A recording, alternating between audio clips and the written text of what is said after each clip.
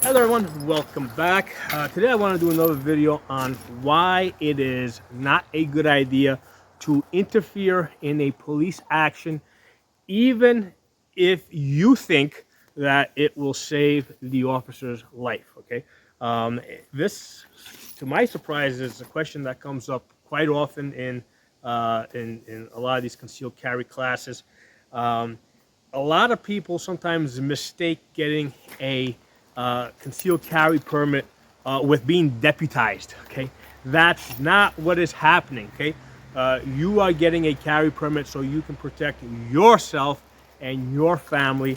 And please don't think that it means anything beyond that. Okay, now other people have said, okay, that we should not be helping the infringers. Okay, so the point that they're trying to make, and the only reason why I'm saying this is because I know other people are going to chime in and say it in the comments, so I will put it out there.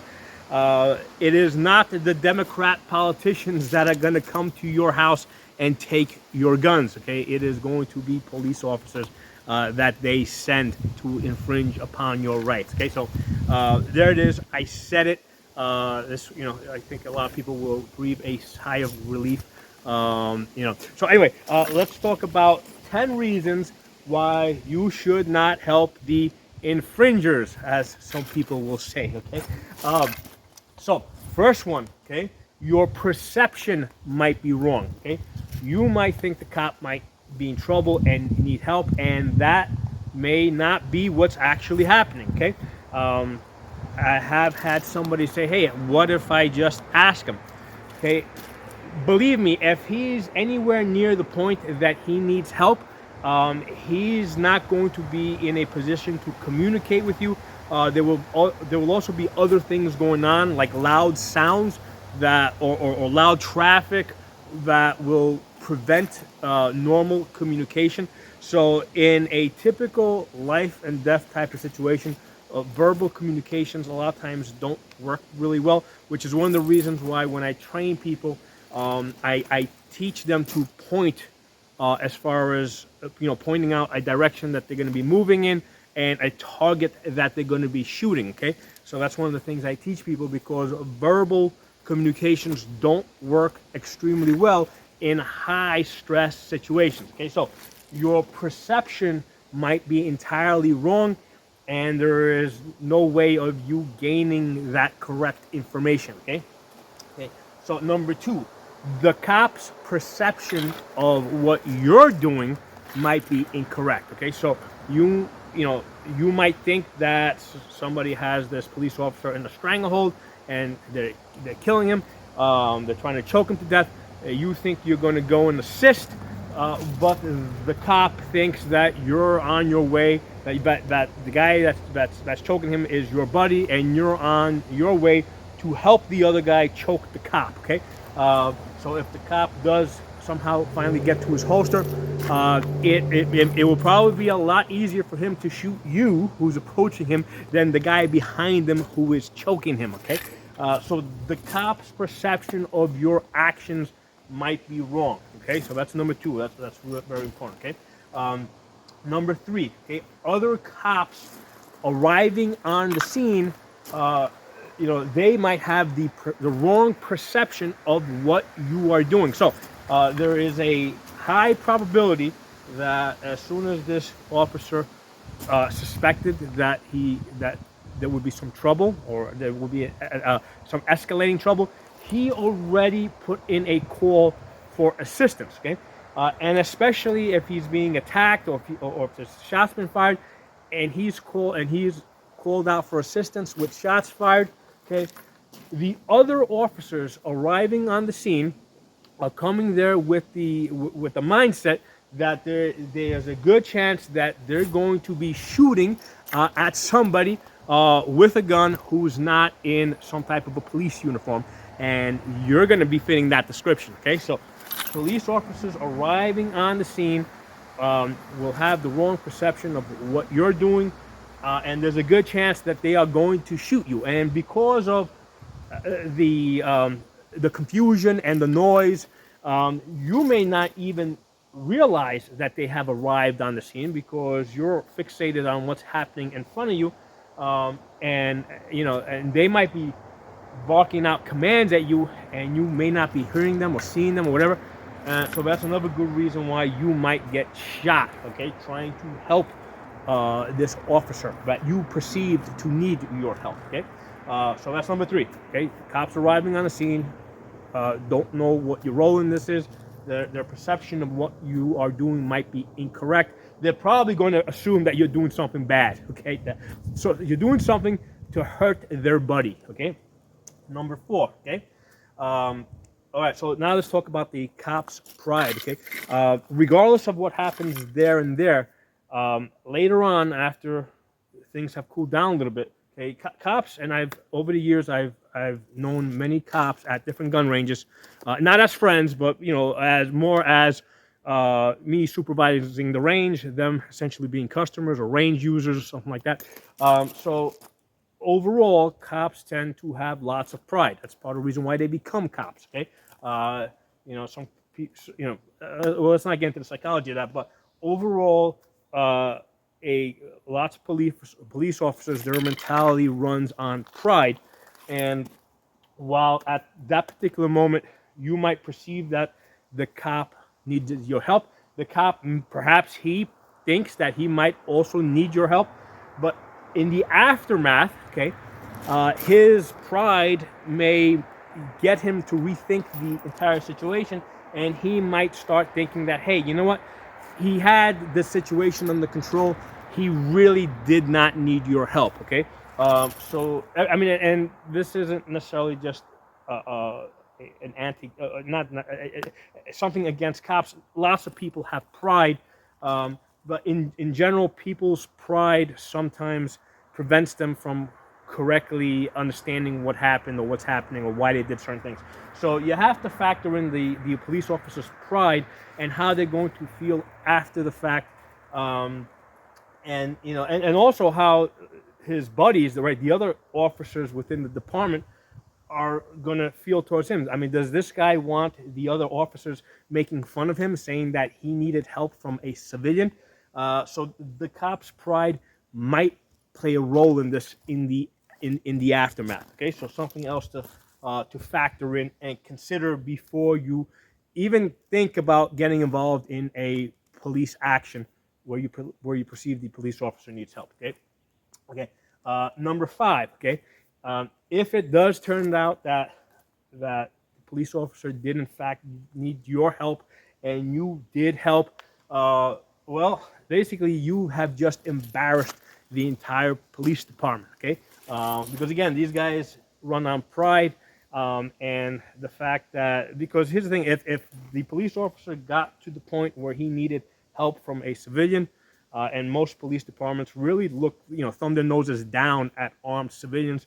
The fact that they needed help from a civilian, to them, psychologically, it's an embarrassment. Okay, even if it's not an embarrassment outside the department, internally, they're going to see this as an embarrassment. They're going to basically self-analyze this and figure out what went wrong, how could they have done it better. So again, a lot of that comes out of that sense of embarrassment that they will feel from the fact that they needed help from a civilian. Okay. Number 6. Okay. So here's the thing, cops basically work for big government. Okay. Or if it's the local cops, they work for small government that thinks it's big government. Okay. Because even local small governments, they tend to think of themselves as the local rulers. Okay. So you assisting the police officer, well, you might have helped that one cop, but essentially now you're a threat to the entire police state, basically. Okay, government likes to promote the idea that the people need them. Okay, and if you now demonstrate that, hey, sometimes government needs help from people, okay, that will probably not be very welcome. Okay, so you helping that police officer, you might have helped that one police officer, but you've embarrassed the entire state or the township or the city. All right. So it's just something to keep in mind as far as how they're going to perceive this after the fact. In the aftermath, in the days and weeks that come, you might find that they are not so thankful because you have basically, essentially proven to the entire community that the idea of armed citizens is a good thing, and most cities and most of these governments don't like that idea, right? Because remember, you're essentially the police want to have a monopoly on violence, basically, right? Or a monopoly on power. Okay, so a situation here where they needed assistance from you, well, you're a threat to that monopoly that they would prefer to keep. Okay, so that leads into point number 7. Okay, point number 7 is that the state, big government, the system is perfectly willing to sacrifice that one cop's life to preserve their power. Okay, so that's a perspective that a lot of people sometimes don't consider. But I mean, if you if you look at this on the federal government basis, I mean, it's fairly routine for governments to sacrifice their own people, let's say in combat, for what they perceive to be a greater goal or preserving the power or whatever. Okay, so governments are kind of used to this idea of sacrificing their people. Okay, so they're perfectly willing to sacrifice people, their own people, to preserve their power. Okay, so that's point number 7. Okay, point number 8 now. Okay, you do not have legal immunity. Okay, so basically police officers cannot be personally sued, right? Whereas you can be personally sued. Okay, so you don't have the legal immunity that police officers have.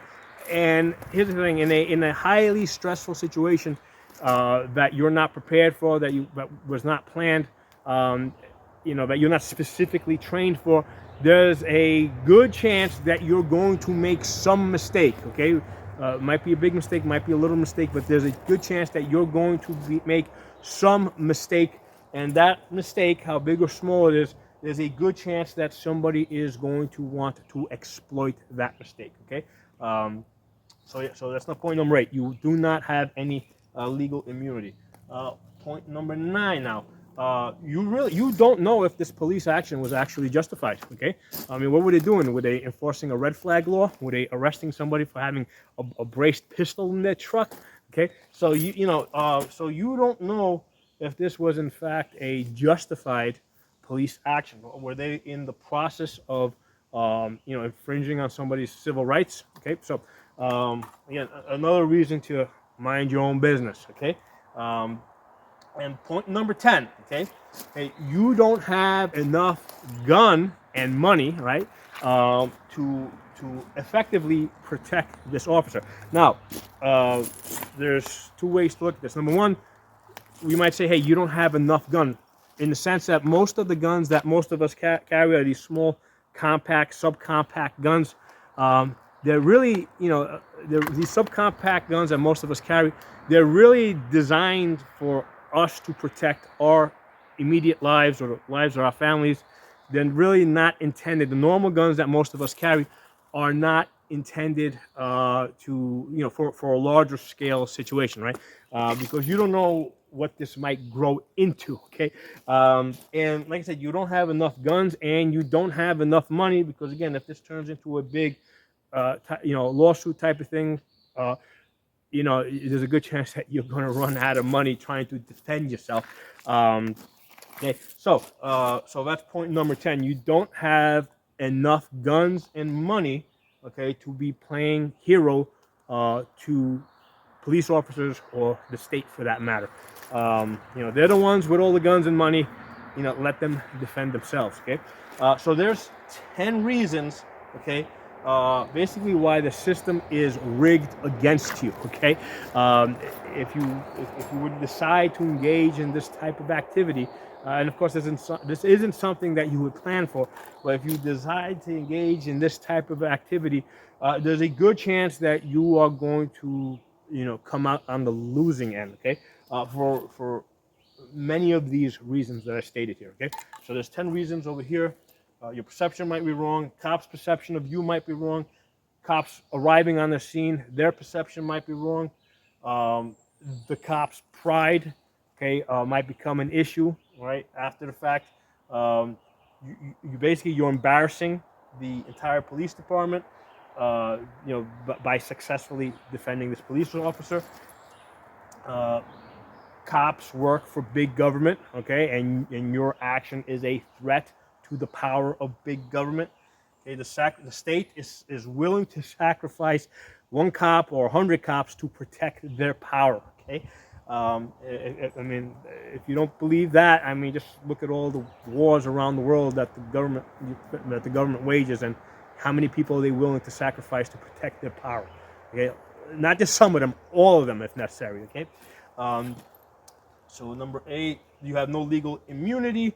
9, you don't know if the police action was justified. And 10, you don't have enough guns and money with you to successfully protect this police officer and the state. Okay, and yourself, right? Because you also got to be able to protect yourself. Now, if the situation is such where you, for whatever reason, you do get involved in this type of an action, and it might be you're getting involved because you're really interested in protecting your own life, right? The situation might be such, okay, where you got somebody shooting at both the cop and you, okay, or so there might be some situations where you might need to get involved to not just protect the cop's life, but to protect your own life, right? And that might be unavoidable. What I'm going to say is treat this like any other self-defense type of shooting. Okay, don't assume that the cops are going to think that you're now one of them because you saved one of them. Okay, for all the reasons that I said, there's a good chance that they might turn against you. All right, so in the event that you are in the defensive shooting, again, doesn't matter if you're saving the cop's life, your own life, somebody else's life, whatever. Essentially, you want to get a call into 911. Okay, even though there's a cop there, he may not be able to make that call. You still want to make that call. Put your call into 911. Well, actually, before you even do that, get the gun back in the holster. Okay, so first thing that happens is get the gun back in the holster, right? So that any police officers arriving on the scene, make sure your shirt doesn't get caught in the gun as you're holstering it. Okay. When you go to holster, remember, we're always in a rush to come out of the holster, but when we try to go back in the holster, if we need to take an extra second to clear the garment out of the way, do that, right? So if you're feeling any resistance, like I felt a few seconds ago, don't try to shove it in there because that might be your shirt getting caught inside the trigger guard. So if you're feeling resistance as you're reholstering, back off, pull it out, put it back in.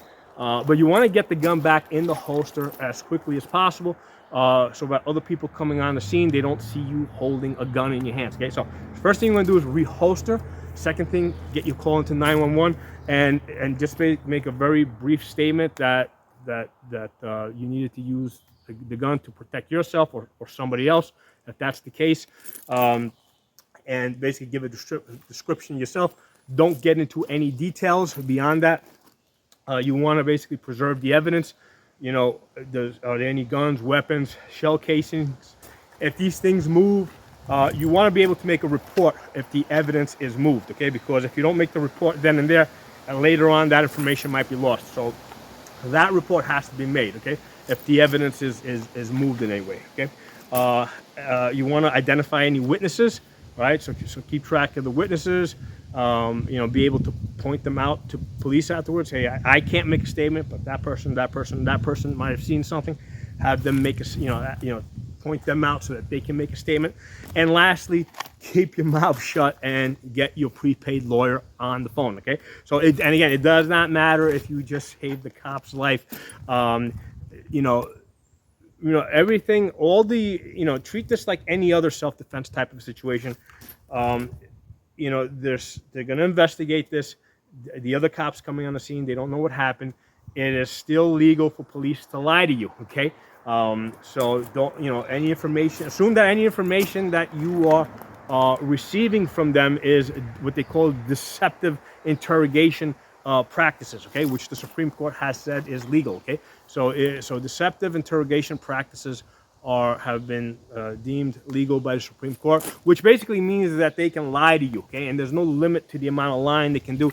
They can say they got you on video camera, they can say they got 10 witnesses, whatever. You know, it is legal for them to lie to you. What you need to do is keep your mouth shut and, you know, get your lawyer on the phone. Don't make any statements. You'll notice that the police officer is not going to make any statements because his union has already advised him not to make any statements after defensive shooting.